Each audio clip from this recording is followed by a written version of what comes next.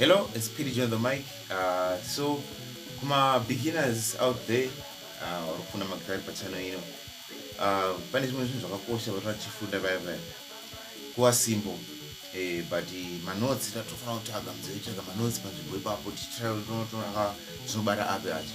So chiridi muchimana ichi chanyanya kuwandira zvimaopen because ndinoona futi kufunda gitari vaya vaya nokosatanyanya kubata zvakawanda kufigure out zoti key inofanira kubatira papi ndofanira kubatira papi ndikabva apa ndodaiso papi. So mapa chirigona kubatira chii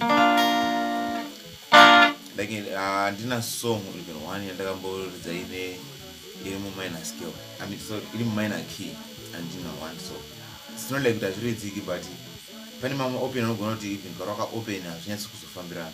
So ndozvimaopen pana ndibukafambe midjana.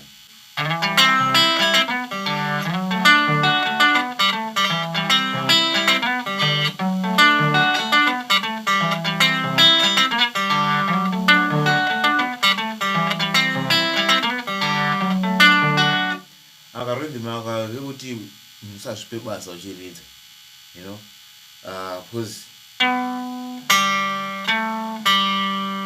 then go to play number 4 in the open. So it's number 4, chord is number 3, number 4 open again.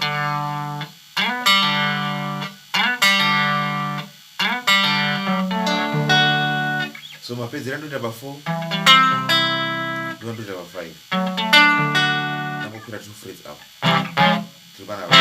1, 2. So my join are my open 1 here. Do the join 1 and 4 and 5. So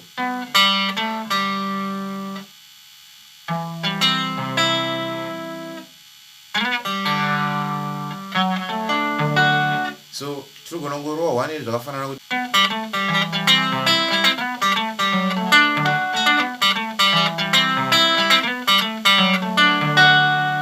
but you don't get it too straightforward. So toti 4 1 ekutanga,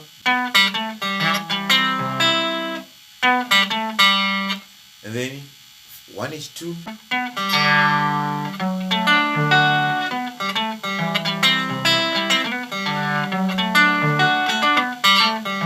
get the trick. So 1 is 2 yacho, and then 4, 5,